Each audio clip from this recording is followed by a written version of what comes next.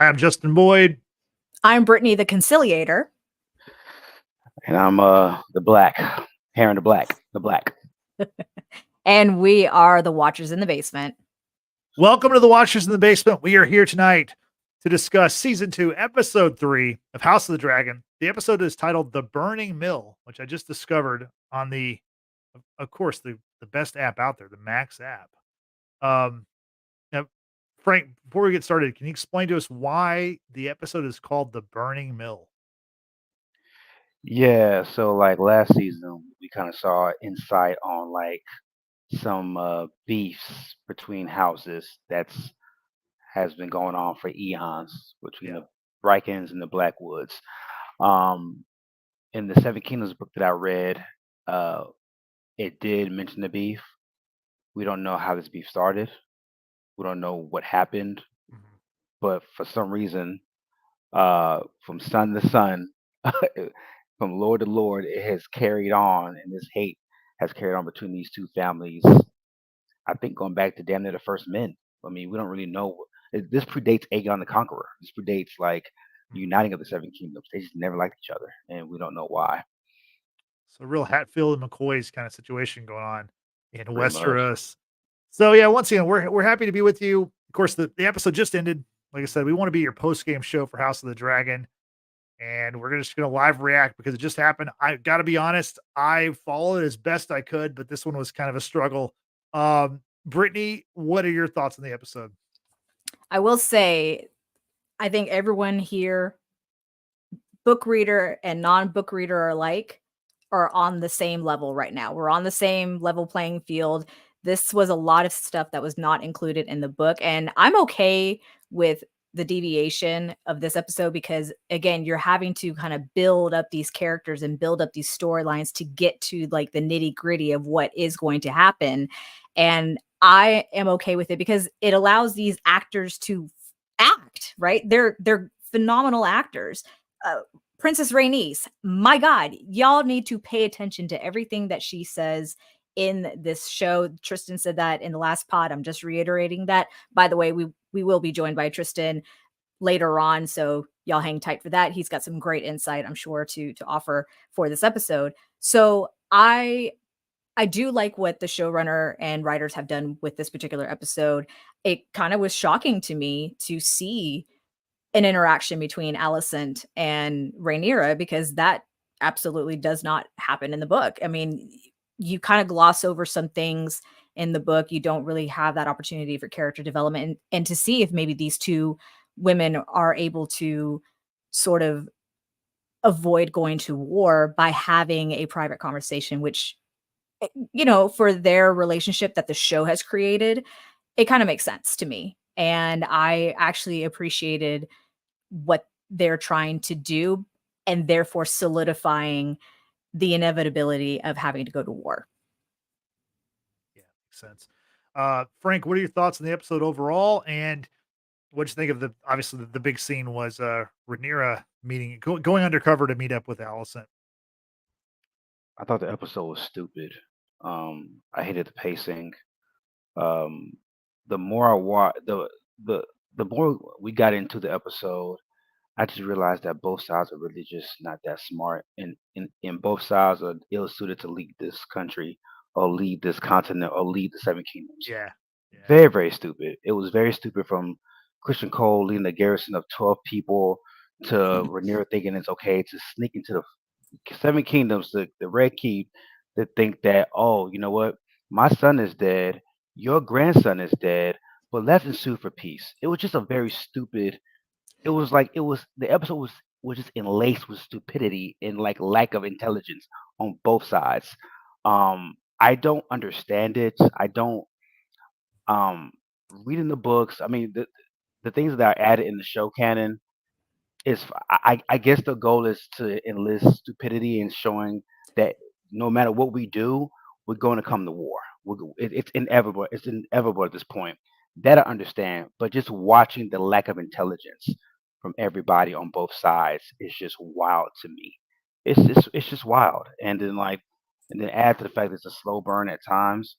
Mhm. I think with the Game of Thrones series, the OG series, there were battles, there were fights, there were things that was implemented during the whole politicking of like the Iron Throne. Here it's just like long conversations in rooms and courtyards and abandoned castles of just bad ideas left and right, and I leave myself very frustrated at times watching the first 3 episodes of this season for sure. I'm not. I don't think I'm as frustrated as you are, but I did have a similar kind of thinking because so the marketing for this season was before the season was, hey, which side are you on? Team green, team black, right? And we talked about this before where the way they have crafted the story, you're kind of, we're kind of led to see that team black is the good team and the green team, they're the villains, right? But, kind of as it goes along, you're like, well, maybe they're kind of both bad. This episode, honestly, I just want the dragons to burn them all. Like middle of this episode, I'm like, I don't like any of these people. I hope they all die. I hope we get to see it because the teaser for this week showed dragons, and we saw some dragons in this episode, right? But we didn't see a single battle. The one battle they had in the episode happened off screen. We saw the beginning of it, the Bracken and the Blackwoods, right? But there was not a single altercation in this episode, unless I'm forgetting something, right? Like nothing. No, because even Yeah. when you think that Damon, who arrives at Harrenhal with Caraxes, right? There's people running away, and Right. he's moving about the castle, which is obviously in ruins, and it doesn't hold its greatness as it once did because of what happened when dragons did take Harrenhal back in the day of Aegon the Conqueror. Yeah. And he is really deflated when the Castellan of Harrenhal just surrenders and says, "I pledge my fealty to Queen Rhaenyra." And Damon's like, "Well, damn! I was hoping for a fight. I was hoping for some struggle." He got like that one guard who said halt, Yeah. and he's like, "Well, bam!" Well, there you But go. that's And all it one was. guard get knocked down, right? Yeah. He wasn't even killed. So it's like, Yeah, exactly. Yes, Tracy, who's here in the chat. By the way, thank you all for those who are in our chat right now with us. King B. Johnson, Yesenia, and Tracy. Tracy just identified Justin's true nature. He just wants everyone dead at the end. but I want to see it. I want to see the burning. I want to see the fighting. I want to see something. I mean, don't get me wrong. The Alicent Rhaenyra stuff was great, but that also leads me to questions like, how did she get the septive? Is it a septive Bela? What's the costume deal? The Septa costume. Right. They're just faithful members of There's like a party of the town faith. or whatever they went to and got the cosplay. Or Yeah, Probably. they're pretty much nuns of the seven. Is what Yeah. they are. But how did she get the outfit? Are they Well, just like readily remember- available? Well, remember that even on Dragonstone, when her daughter was stillborn, they had the sister, Silent Sisters, there on Dragonstone to dress the babe and what have you. So I'm sure there are people there. We just don't see them. So Okay. just taking a guess here. Yeah. Just saying. Is there anything else y'all want to talk about with the Rhaenyra Alicent stuff? I mean, obviously Rhaenyra went to Massaria for her help, and Massaria kind of cooked up this idea of, oh, well, you can go to the Red Keep and dress like a member of the Septa and light candles and pray. Is there anything that we haven't touched on that you all want to talk about with this scene? I think with that scene and just Rhaenyra in general, she just doesn't have the stomach for it. Like the book version of Rhaenyra and Alicent in the books are way more like this, Ferocious. ferocious. Like this version of both characters are way more graceful. They don't have neither woman has a stomach for this, and it's understandable. But and you saw it in the scene where Rhaenyra with her council, and the council is like telling her, hey, we found Christian Cole in the field with these 12 people. We need to out them out, root and stem, and pretty much destroy them. And like you see the hesitance in her tone and her movements, and I think her going to Alicent just solidify and confirm that she wants to be the leader of the Seven Kingdoms. But to be leader of the Seven Kingdoms, you have to make hard decisions. And to think that, for one, to put yourself out there and expose yourself that way. If you die, if Allison says, you know what, fuck you, bitch, I'm about to tell the homies you here, and they dismember you 12 ways to Sunday, the war is pretty much lost. And I'm gonna tell you why. Do you think the remaining families are gonna follow Jaehaerys or Jace or Damien, Damon Targaryen? You are the one person on that side of the blacks that they somewhat respect. You put yourself in grave danger by doing that. And at this point, what did you think Allison was going to say? And like, yeah, you got your closure about the prince that was promised story, which is fine. But at this point, in this juncture of war, what good is that? What good is you knowing what your father said in his in his last moments on this earth? Gives you what? Just afflicts your ego that, oh, I'm meant to be queen. None of that matters. You're going to war. There's nothing you can do by sitting there and putting yourself at risk, going back to King's Landing, trying to get favor of the Queen Mother, who has no fucking power. Aegon wants war. Aegon's Yeah. son is dead. Even if Allison even agreed with you and even she sided with you, she's not gonna get Aegon off this no war path. He wants blood. His son is dead. He killed 99 motherfuckers just the episode before. You think a motherfucker who killed 99 people and hung them is gonna all of a sudden turn good faith and be like, you know what? We good. My sister came through and spoke to my mama. Let's end this shit. Let's everybody wins. Let's just Right. rule together. Like, come on, bro. Like, It's all a bit understanding, though. it's just I mean, frustrating to it watch. really Like, is, though. Yeah. but it's just frustrating to watch a lot of the unintelligent decisions that both sides are making. Yeah. No, I agree with you. Go ahead, Brittany. I think they're just trying to appeal to like something that's relatable, and we as people make really stupid decisions. Sometimes we're really, really unintelligent at times.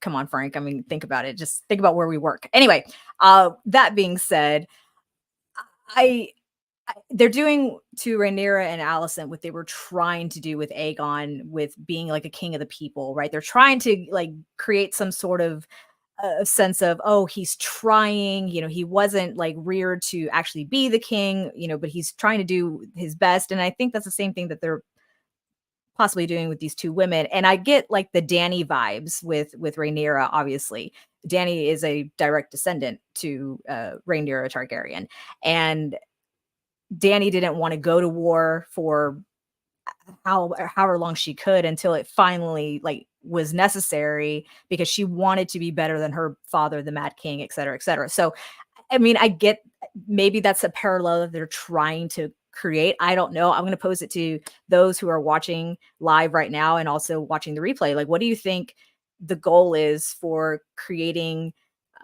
these people to have a chance to maybe be better rulers, but then ultimately they're going to go to war? Like, are they being stupid about going about this? I'm gonna pose it to y'all.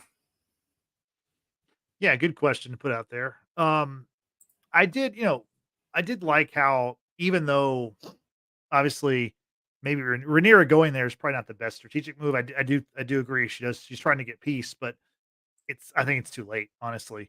I did like how they explained that it was a misunderstanding. That the fact that, Alicent heard Aegon on Viserys's deathbed. Talk about Aegon, right? And it wasn't Aegon. It was Aegon It the was not a Conqueror. misunderstanding. It was not a misunderstanding. Alicent heard what she wanted to hear. No, but no. I think at the time, she only knew of one Aegon. I don't think she knew much about Aegon the Conqueror. I don't think she was, in on the stories of that.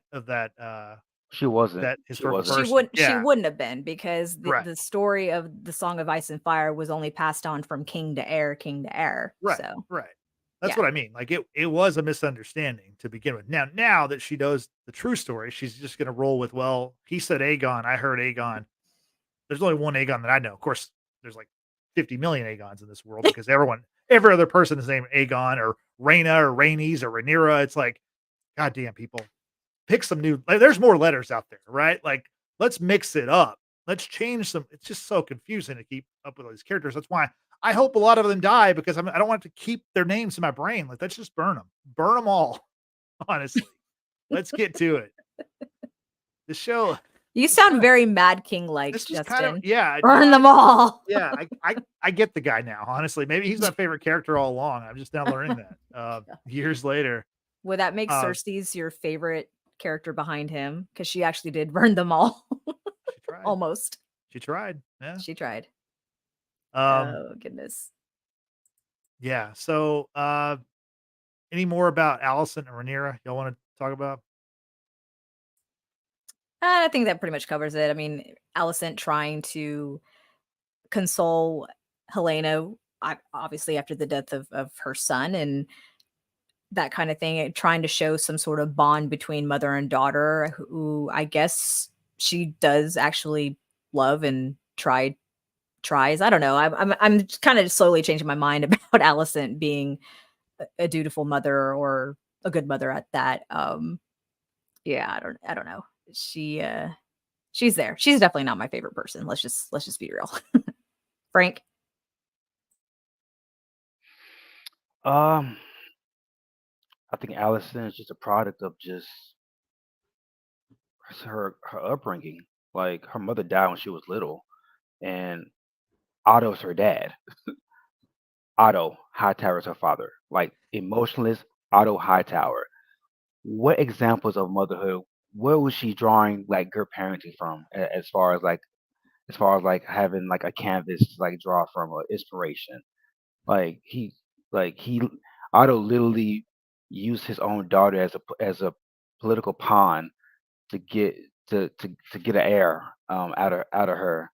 She has no inspiration to be a good parent. Like she was fucked from Jump Street. You know what I'm saying? So the humanity that Alicent has, I'm even surprised. Like she wasn't put in a good position. So and then she was what 15 when she became a mom. Like it's kind of she had no choice. Like this is the cards that was dealt, and she's trying to do the best she can with the knowledge that she has. So Speaking of Alicent and the Hightowers, we met her brother Gawain, which terrible name, but at least it's a unique name. I like it. I call him Gawain Wade. Let's just roll with it. Like just he's my guy, Gawain.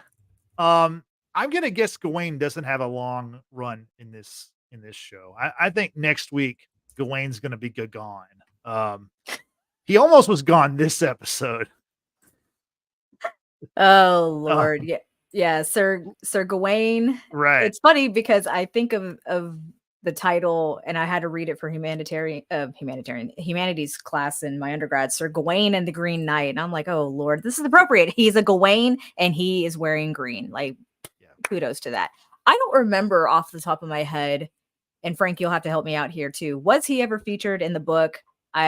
We know of one brother Hightower that had been in the tourney in season 1, but I don't know if that's still the same Hightower that we met in this episode. Frank, do you recall any of that?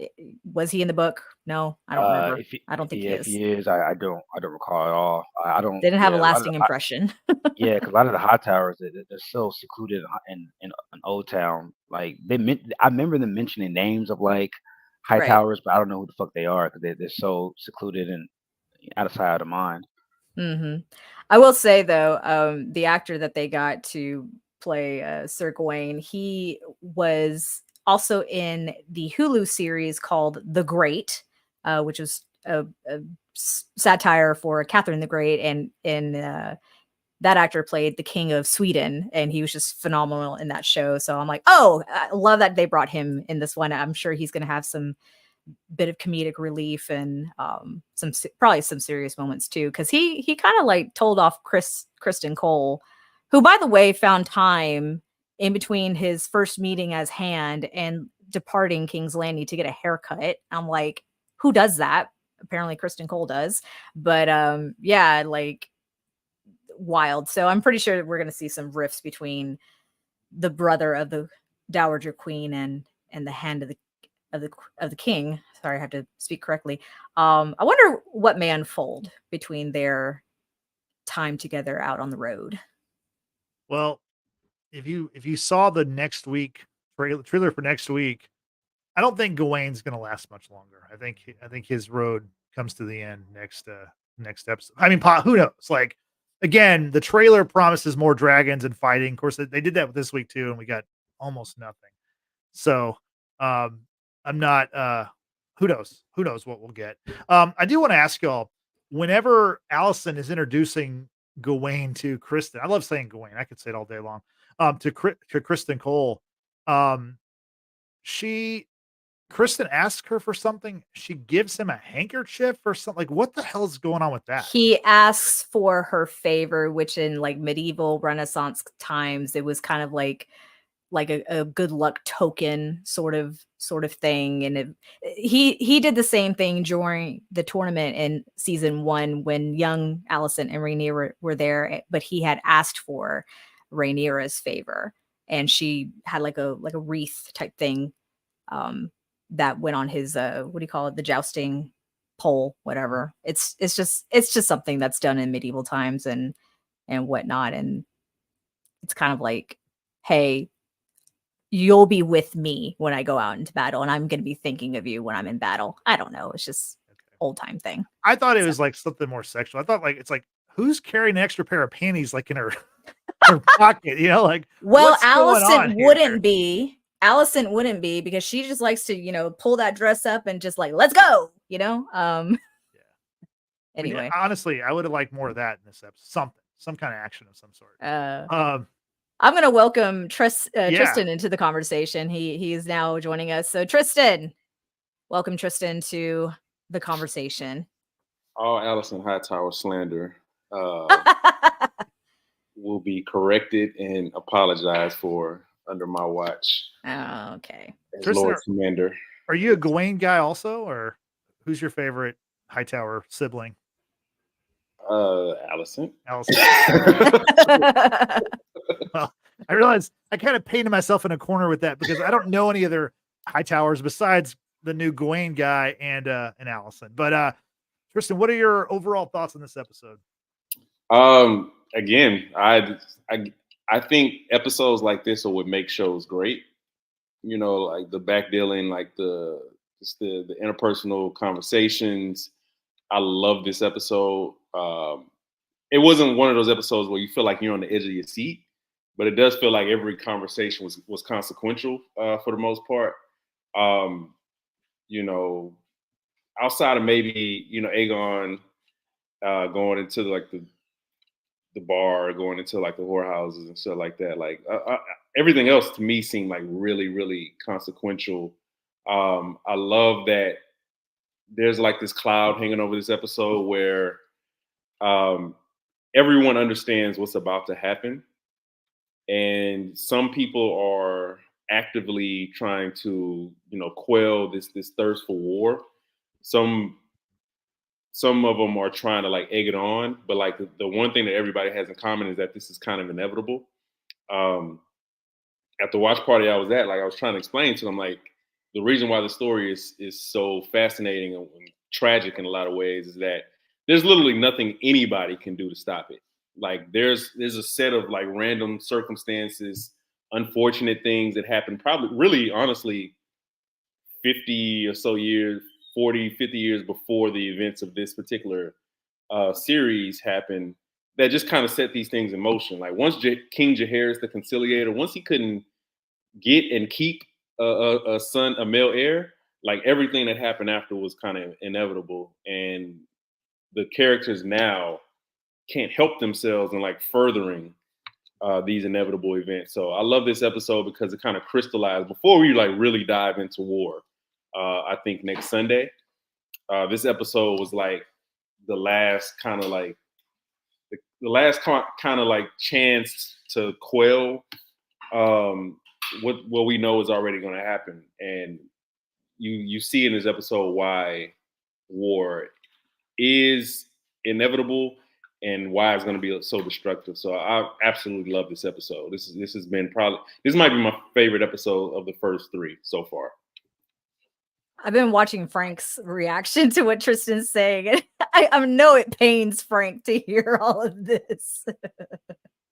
Or maybe not, but you know. Nah, I wouldn't say pain. I think the main reason why I hate this episode so much was there was so many unintelligent conversations being had in every room.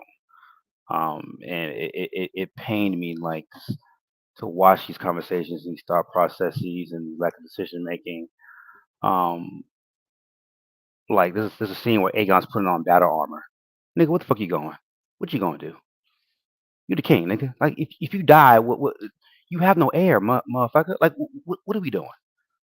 And then like for him to be so easily bought by Larry's, oh, there's rumors about, what's being said and Aegon and your mom trying to take over. It's just it was so remedial. Like you really fell for that, bro. Like this is what we're doing. And from that conversation to the Rhaenyra Allison conversation, and then Damon and at Harrenhal, like I had no problem with him going to Harrenhal, but like you had no idea what was there or who was there, and you go solo. Like it was just a lot of unintelligent decision making. It was like watching a bad basketball franchise who is 10-37 at the All-Star break and say, you know what, we're gonna bring in this All-Star and trade 5 first rounders to try to get to 500. Like it was just a lot of bad conversations and unintelligent decision making all throughout this episode that just frustrated me. I will And counter like that. I could make the and Tristan, you made a point that it was the last resort to quell this impending war. I can make the case that shit went out the window the minute that Luke got killed in the finale. Like whether or not Rhaenyra wants war, this is past her now. There are people on both sides that want blood now. A highborn got killed by another highborn. Kinslaying in this world, like there are many things you can do, but when kinslaying happens, that's on either side. Like Damon, like that gave Damon the extra ammo to be like, oh well, shit, this is my chance now to start shit. So the quell, like Rhaenyra putting herself at risk. If you die, if Ellison says, you know what, fuck you, I'm going to tell people you're here. If you die, it's a wrap because nobody wants to follow Damon, and Jace ain't ready. So it's kind of like what it was so irresponsible for her to even put herself in that position for a point that was already gone. Like war is going to happen. Go saddle up the banners, find banner people, get your bannermen going and get ready for this battle because it's there's no more politics at this point. Like I don't know what Rhaenyra was thinking, and that's what frustrated me with her. I will counter and say that Rhaenyra is sending off her younger children away to the Vale to, protect them was probably the most intelligent thing that she has done in this episode. I do appreciate her attempting to go and try to set things right with Alicent to try and see if they could avoid war altogether, to try to make peace. It's inevitable regardless. I mean, we as the book readers know what's going to happen ultimately.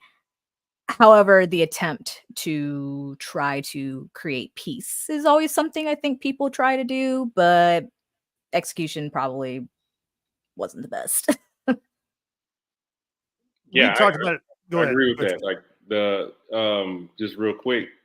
Damn, I was gonna counter somewhere. No, you talked about like the stupid conversations. Like, yeah, like that's kind of the point. Like, just because these people are highborn, just because these people are royalty, doesn't make them smart. It doesn't make them secure in their positions. Like the same hubris and idiocy that affects every other group afflicts them too. So like this is why this is inevitable. Like Jace got killed.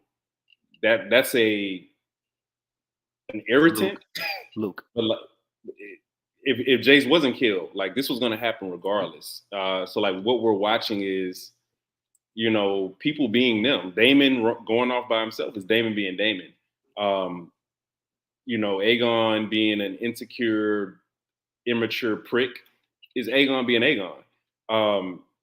The only rational people really are the women. Like Rhaenys, Rhaenyra to a degree, Alicent to a degree. Like they're the only rational ones. And what we're seeing is that that's not enough. No, I'm not constituting a highborn being smart, but this is the one episode. If I was to encompass all these episodes, including the Game of Thrones series, original one, of just it was like 4 or 5 bad decisions in a 50-minute time span. It was a lot. It was more bad decisions in one episode than normal, and I was just kind of like up to here with it. Yeah, I mean, I don't. Most highborns are stupid. I mean, it's the only difference between a highborn and a commoner is that they have power and that they were born into the right family. So I'm not giving credit just because they're highborn, but it's just kind of like, bruh, like. And I think Otto not being in this episode was like it showed because like say what you want to say about Otto, he's not an idiot. You know what I'm saying? He knows how to play the game. He knows how to make chess moves. He's not perfect by any sense, by any stretch of the imagination, but his intelligence not being in this episode really showed how stupid everybody else is in this episode. And I will give credit where credit's due. Like the lack of Otto, in a way, Alicent was trying to, in the small council, trying to be reasonable. And when Kristen was saying, "Oh, I'm going to gather up troops and we're going to go march towards the Riverlands and try to bring people to our cause," and she's like, "Oh, like you're going to make another bold decision like you did before." He goes, "Oh, the gods favor bold decisions." She's like, "Not for Sir Auric." Like, you dumbass, like, don't do this again. Like, don't think with your temper or just because the fact that you're now the hand of the king, along with being commander of the King's Guard, that every decision that comes out of your brain is going to be a good one, because it hasn't. And let's talk about that. Right before that scene happens in the council room, did you notice the rest of the Knights Guard? The King's Guard, yeah, they're all sitting. they're all Aegon's friends, and they're like just sitting around, like not taking their new position seriously, and they don't regard Kristen at all. Like they just don't. But it was how they looked at Kristen when Kristen yeah. came down the staircase, Mhm. and the one black dude was he's sitting down, and the other dudes is on the railing, and they look up like, oh, here come this nigga. Like they get up like what bad, like the body language says so much to me. Like the body language told me that we don't respect you. The decision maybe it had something to do with the decision of like sending an esteemed knight in Auric. Is it Auric or Eric? Which one played? Auric. Auric with an A. And this is me like looking at body language. I wonder how much of that was like them realizing you sent one of our best knights, one of our most honorable knights in the Seven Kingdoms to a suicide mission. That body language looked kind of weird to me. So I don't think it's so much that. I think it's the king. The king is my friend. The king put me in this, I'm part of his King's Guard. Like, I don't have to listen to you because I'm friends with the king. Like, you see what I'm saying? But he's head of the king, though. He's second in command now. I said what I said. They don't give a shit because in their minds, they're like, I'm friends to the king. Like, no one's going to tell me anything because my best friend is the king. And even then, when they're in the room with Aegon and he's wearing the Conqueror's armor and they're talking about, oh, we're going to take the squire out who's never laid with a woman and what have you. We're going to go have fun. You want to come? And he's like, but you've taken oaths of celibacy. And they laughed. They're like, did that really come out of your mouth? And then he gives them this look and they're like, oh, well, shit, I guess we have to take this seriously now. But then Aegon flips on them because Aegon is a degenerate. So, they have no respect for the court and the people who are in power. They don't have even respect for Aegon for that matter. How many? And maybe I missed it. How many of the Kingsguard got replaced out of the original? I don't know. I mean, Arik was the only one who was told to leave, obviously, to perform this mission on Dragonstone and failed. But there were 3 new Kingsguard that I counted. Hmm. But again, they were all of those friends in the throne room that day or that night when Jaehaerys was beheaded by Blood and Cheese. So, And if you remember, they lost one last season as well. When the big dude who didn't want to go through with putting Aegon on the throne. Oh yeah. that is true. I forgot about that. Yeah. So they're down. They're down a few, but replacing people in important positions with friends of yours who are incompetent doesn't always end well. Let's just But be real. I just find it weird because like Aegon went out of his way to like appoint Christian Cole. So it's like in a way, like if you're disrespecting the hand of the king, you're disrespecting the king.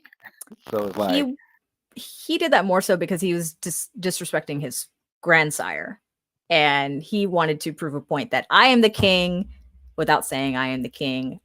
Everyone will do as I say, and that's all there is to it. I think it was more based on his feelings were hurt by his grandfather, and he was trying to prove a point. I don't think he even took the role seriously either. He just wanted to piss off Otto. Talk about feelings. We find oh gosh, let's see. I didn't expect full frontal Aemond in this episode, but we get that. He is with his prostitute friend. Her name is Sylvie. We have another Sylvie in the world to keep up with. That's awesome. Seriously, we gotta we need to sit down with all these like IP factories and like let's come up with names. Like you reserve the right to you know what? Marvel's got Thor. Thor's good. You can't use Thor. Superman, DC. Let's just the original here. Let's not use the same names over and over. But back to Sylvie and Aemond. Brittany, what'd you think about that scene and how Aemond he's cuddle up with her, and then whenever Aegon wants to give her to the squire guy, he he's like, oh fine, she can he can have her. I'm out of here. That was way too much Aemon. I was not prepared for that. My goodness. The first time we saw Aemon cradled in that woman's arms in last episode, I was like, big yikes. Also got Lord Voldemort vibes from Harry Potter when he was destroyed in the very end. If y'all know what I'm talking about, yay. I mean, I guess the point was to show Aegon being Aegon and constantly embarrassing his own brother, which is so crazy because Aemon felt a type of way towards Rhaenyra's children, and they used to make fun of me because I was different, what have you. It's like, bro, your brother even does that, and it's even more berating than whatever Rhaenyra's kids did to you when y'all were children. And yes, children are cruel to one another, what have you, but to be embarrassed like that by your brother, the king, and for Aemon to know that he can't do or say anything about it because, again, his brother is the king. And I was kind of taken aback by that whole episode or that whole scene. I don't have words truly at this point. Tristan? For me, a couple of things about that scene. One, the fact that he was so able to easily discard his prostitute friend, paramour, I guess, whatever word we're using, kind of demonstrates the lack of emotional intelligence, emotional strength, I guess that that he has, that all those kids have.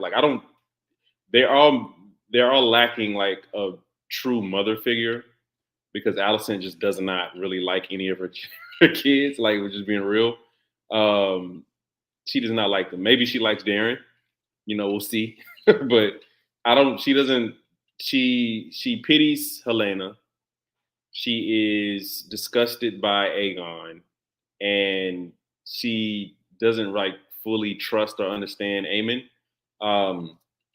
So like all of them are like craving that motherly figure that father's dead, obviously, and just Allison can't be there. Like, she had those kids so young, and in like this unhappy relationship that she was kind of manipulated into. Like, I don't think she can fully love those kids, and or she at least she can't fully, be that caregiver that they need. So like they're all seeking it in different ways. Like Aegon is seeking his approval and his comfort, love in other men. Solaris. I think he looked up to Otto for a time until he got old enough and got enough power, and it's like, same thing that Joffrey did. You put me in this position, and now it's fuck you. Same thing Joffrey did to Tywin. Aemon, seeking that love and that comfort and that companionship in prostitutes. Helena is just always in her own world. So like they're all missing these things, and it's showing in different ways. And now Allison has to be literally the only logical, or one of the only logical voices in this council.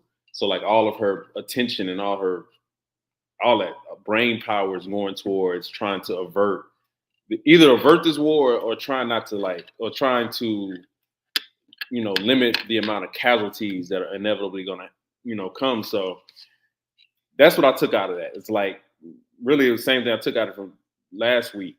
It's like the reason he's there is the reason why Aegon, is chilling, appointing all his friends. Like they need some type of companionship, and she can't provide that for him. It's the circumstances. Sorry. Still team Allison, but like she's not a good mother. But she was never going to be a good mother because of those situations. Rhaenyra chose to be a mother, and she chose how she wanted to be a mother. And because of that, there's a kinship, there's a love, a different level of love that she has for her children that Allison just can't. Like she just does not fuck with those kids at all. Helena maybe the most, but it's more so out of pity and sympathy than it is like, this is a part of me. So yes, it's tragic. So speaking of Helena and Allison, there's a scene in this episode where Helena says she forgives Allison. And Frank, I'll ask you, what is she forgiving her for? Is it for the night the kid was killed or something else? I think just not having the motherly care and intellect that she needs. That's what I think. I mean, it's very ambiguous. I think it's left up. I think it's purposely meant for interpretation, but I think it's just like not having a mother to like cater to her and emotionally that Helena needs. That's what I think. I have a theory. Because the showrunners have decided to position Helena to be like a dreamer, right? And dreamers among Targaryens are people who can kind of foresee things that will happen or see things from the past. Perhaps it's positioning what we saw in the end of the episode of Alicent realizing that she did make a mistake in claiming that Aegon was to be the actual king versus Rhaenyra, and maybe that could be what Helena is saying. I forgive you because of that choice, of that interpretation. It's brought on this, inevitable war to come. Just a guess. Just a guess. I think that's a great theory. I'm either rocking with that or she's forgiving Allison for a decision she'll have to make in the future. Okay. It's one of those two. I don't think Helena cares that Allison's fucking Sir Kristen Cole. Like, I just don't think. Well, not so much that, but the fact that Kristen Cole wasn't, manning his post. He wasn't, at the door. Potentially, they could have helped save Jaehaerys's life. It's Jaehaerys, right? Jaehaerys. There we go. I'm getting better at this. I'm learning the 4 names that are in this world. But hey, there's a new name that we got in this episode. I believe, I think we saw the guy in the last episode, but we find his name. We find out his name is Ulf, right? He claims to be a Targaryen. He claims to be the brother of Daemon and Viserys, of course, the uncle of Rhaenyra. Uh, I'll throw to Frank for this one first. Is this a real character, somebody we need to be watching out for in the future, or is this some guy, just some rando who's trying to get some attention? I don't know who he is, to be honest. Okay. Tristan, Brittany. I don't think he's the same one that we've seen before. I think the other guy was named Hugh, the one who had gone to the king to petition for, hard times, what have you. No, but I think he was the guy that was outside when the rat catchers were being hung. Oh, I see what you're saying. I don't think that's him. No, I think that man was older. This is someone else, and I think someone brand new. This is someone new. I don't think this is actually really going to go anywhere. And Tristan, you're going to have to, help me out here as well, because I don't remember. But there are bastard Targaryens out there. That much is known, and everyone kind of at one point will make a claim. Oh, I'm related to the Conciliator. I'm the bastard child of Balon, or something or other. There's just people amongst the small folk who make these claims, and they virtually just go nowhere outside of Aegon's true bastard children.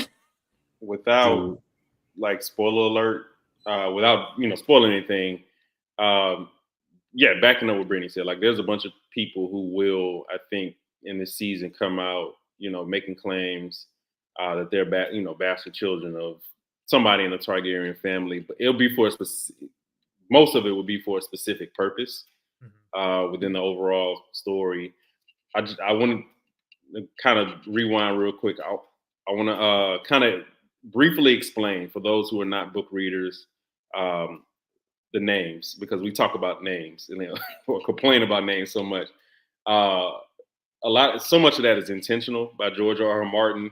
A lot of times when you see the same names, that's meant to reflect, one, the lack of creativity and just names in general during that time, and two, the need for a lot of people to try to emulate those that came before.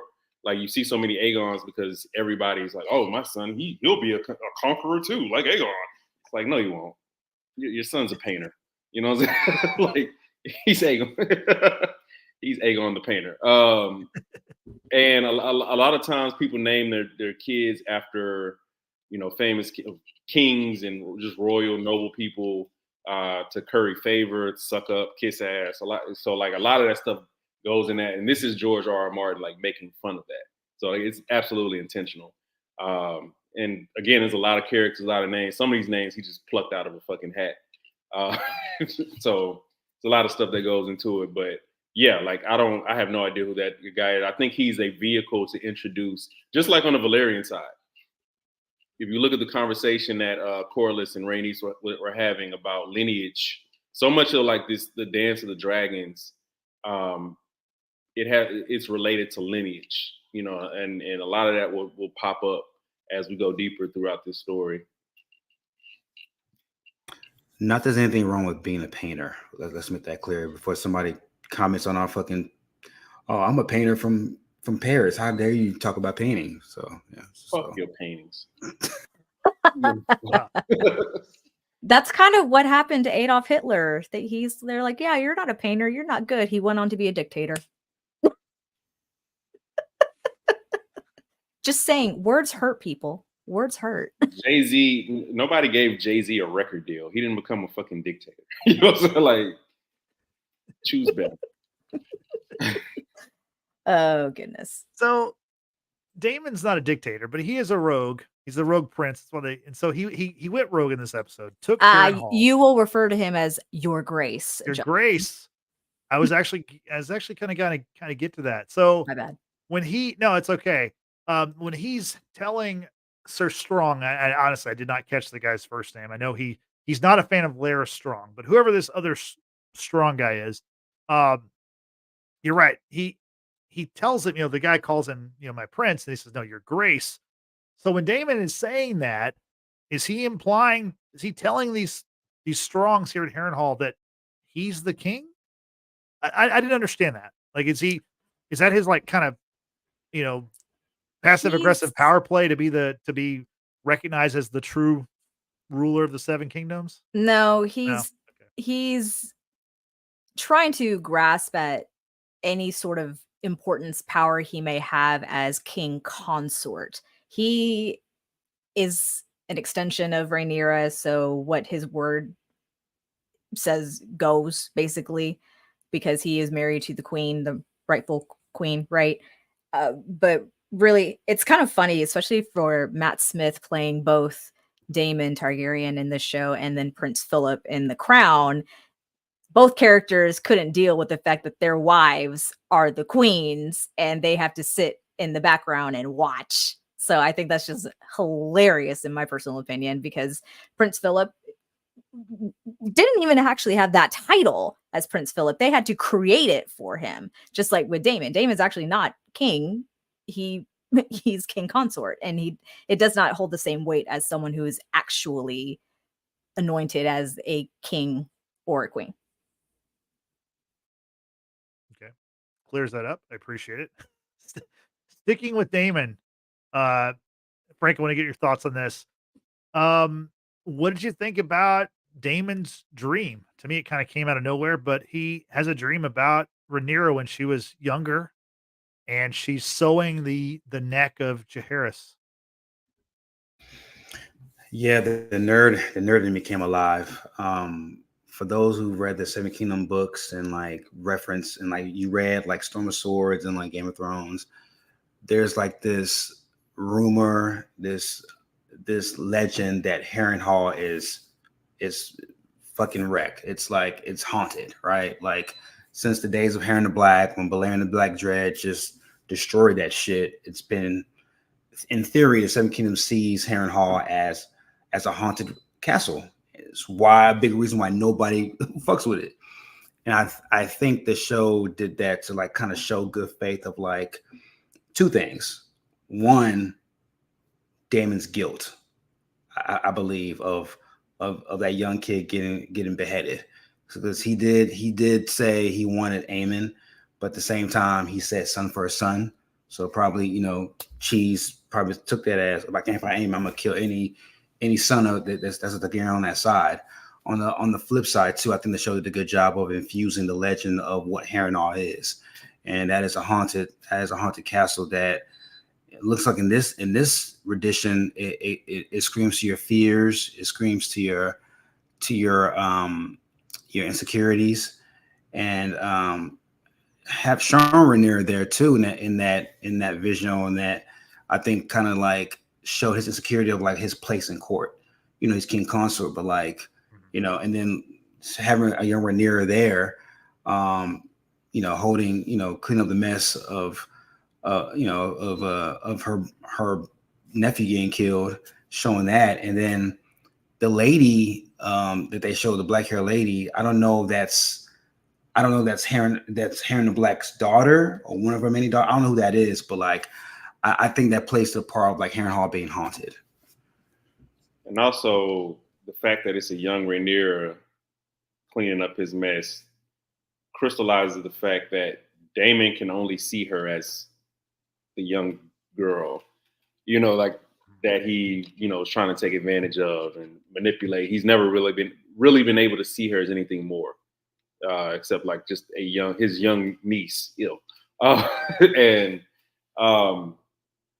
everything else I fully support. But yeah, like Karen, I also like the fact that they, kind of put that out there, like they're trying to infuse a lot of more of this history, and you get a lot of that in Game of Thrones, but shit, it's been a while since Game of Thrones. So some of these things, like we need to understand why Harrenhal looks like a fucking ruin. You know what I'm saying?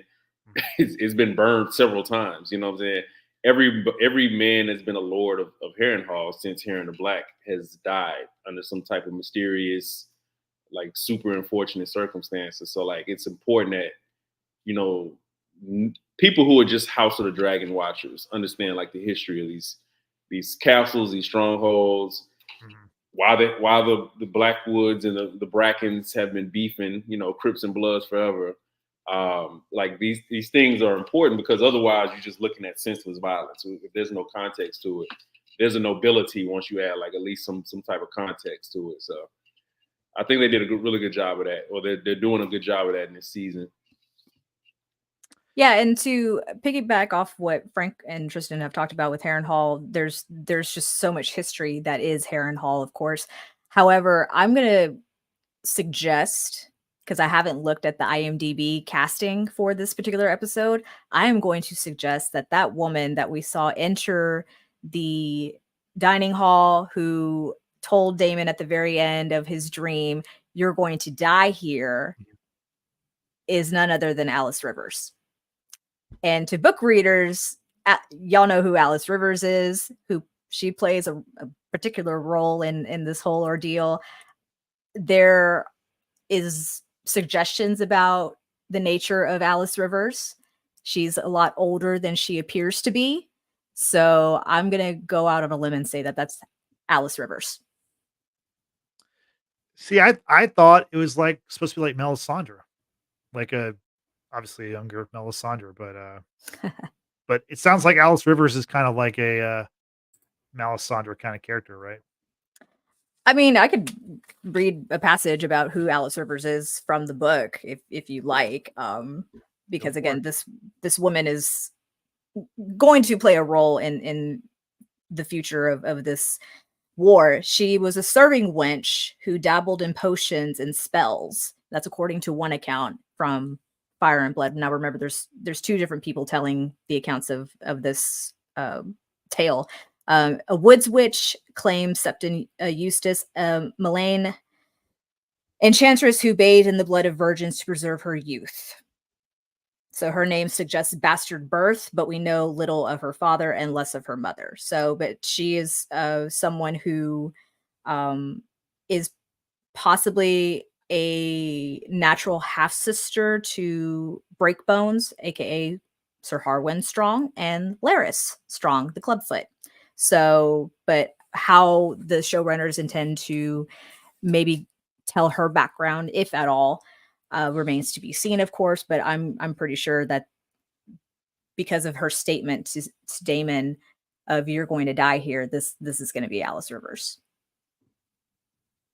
Okay, we'll look forward to seeing that hopefully in future episodes. Is there anything we didn't touch on that y'all want to talk about before we get out of here? Frank, I'll go to you first. Is there something we didn't mention that you want to say something about?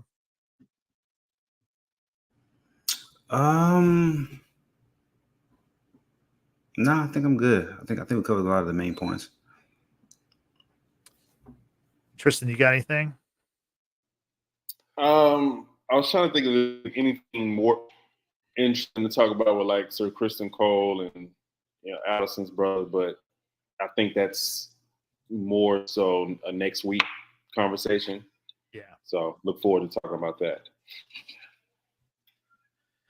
Brittany, what about you? Anything you want to mention before we get out of here? Yeah, I want to talk about the damn eggs. Oh, the dragons. Yeah.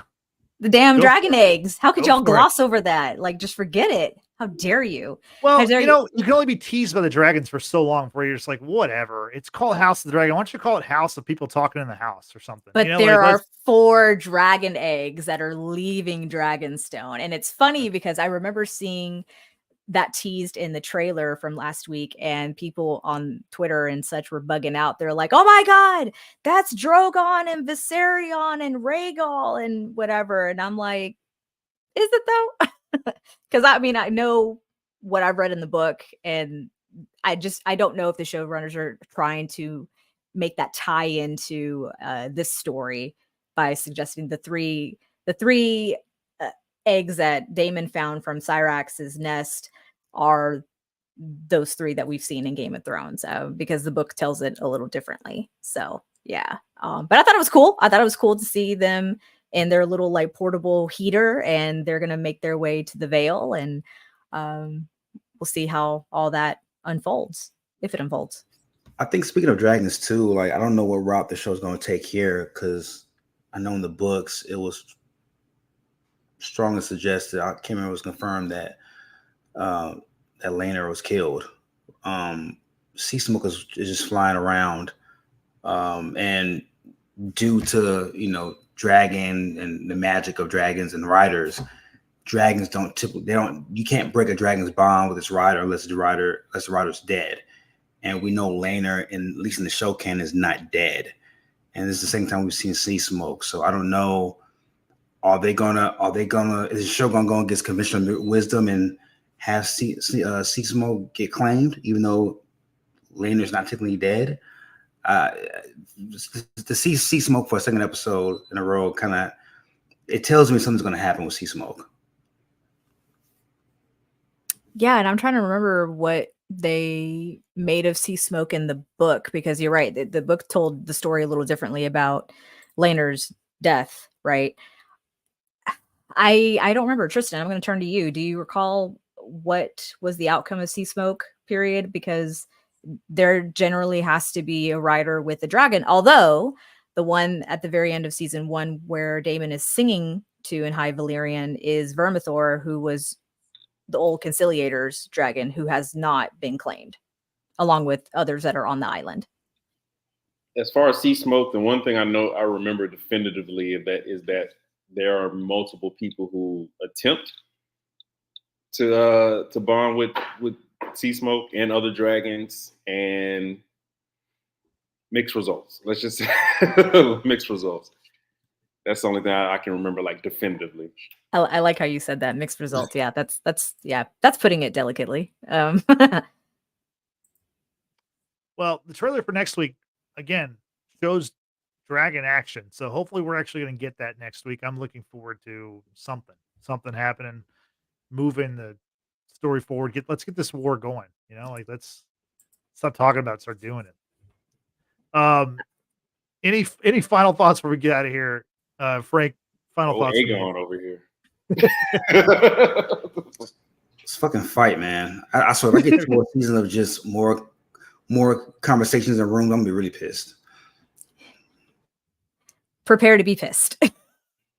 This is the shit but this is also where Game of Thrones started to go bad, is when they started leaning too much into the action, too much into and got so far away from like conversations and like people. Like, that's where Game of Thrones started to fall off. I'm happy with it. I just want to see a battle on the screen. Like, hell, you could have showed the Brackens in the B Woods. Like, just show me something. Like, the one battle we had was fucking off screen. I'm like, come on, dog. Like, I don't need a battle we got an episode, but shit, wet my whistle. You want dragons? You want dragons, or do you want a battle? Because I mean, you can't have both. The budget doesn't allow for both. It's like, we're gonna get the dragons. We're gonna get a lot of battles. I don't want dragons. I didn't need to see Brackens in the Blackwoods. Like, I don't want dragons that just flying around, just like looking cute. If they're not blowing motherfuckers up, I don't want to see dragons. I want to see battles. Either show me dragons fucking up shit, or show me wars. I don't want to just see dragons just. Spoiler alert. This show is all about dragons fucking shit up. Like, we're gonna get there, brother. Like, I need it. I need it. I'm just like. But remember, we've got season 3. Season 3 has been confirmed. We can't put everything in just this season. There's another season to remember. But the thing about Game of Thrones, it mixed it up well, right? You had fights, you had people talking in rooms. Like, it wasn't just like, oh, we're just gonna talk for two episodes in a row, and then. Those are healthy balance, yeah. Yeah, it was a good mixture. I mean, characters were spread all across the globe, and there was stuff happening, so it was a little bit different. Like, this is more of a contained, like, they're all kind of in the same area of Westeros, right? Which, okay, I got a dumb question, but like, I still don't understand. Is the whole world called Westeros? But then they say Westeros and Pentos. It sounds like Pentos is a different place from Westeros. So I've never understood that. The country that they're in, country that holds the 7 kingdoms, that's Westeros. Okay. On to the east, where Marine, Pentos, Essos, that's a whole other like continent over there. So, but the kingdoms that we worry about and care about is the country I think it's just the country of Westeros. Am I right, Tristan? Yeah, there's 3 continents. Yeah. Westeros, Essos, and then Sorothos, which is like south, which you don't see, which no one knows. Yeah, so what's the world? It's mentioned in the books. What's the name of the world? Middle Earth. No, I don't know. I'm like, no, it's not. I honestly, I don't Is think that- there is like a defined name. It's not. There's not. Just the Yeah. country. It's hold on. I'm trying to see if there's a map here at the beginning of Fire and Blood. I don't think there is, but it yeah, no, there is not. So yeah, no, it's just the first men came to the country that we now know to be Westeros, and that's just what it is. Okay. Well, the more you know, right? I learned something Yeah. tonight. So appreciate the knowledge. Brittany, I mean, obviously you have all the answers, and you and Tristan Frank combined have all the answers, but I've asked Sure. a lot of questions. Yeah, we've got y'all's answers to those questions, but we want to know what other people think about the episode. How can people let us know what they thought about this episode? Just like several people in today's live stream have joined us in our live chat. We got King B. Johnson, M Moves, Yesenia, Summit Ray, Tracy Vigilance. My goodness, the list keeps going on and on.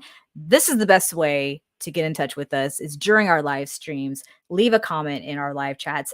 Leave your questions in the live chats as well. And if you're watching the replay, hey, you can still participate too. Leave your comments below and we'll get back to you about, answers and things of that nature. But I absolutely love doing this post. What do you call it, Justin? I keep saying it wrong, like post game reaction Post-game. or what? There we go. There you go. Yeah. We're gonna love it. reacting to the episode. It's our post game show.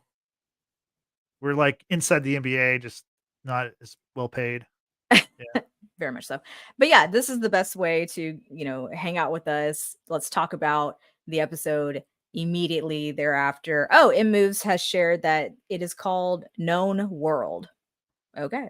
We'll go with that. It is known, right? So It there is we go. known. There we It go. is known. Thank you, M Moves.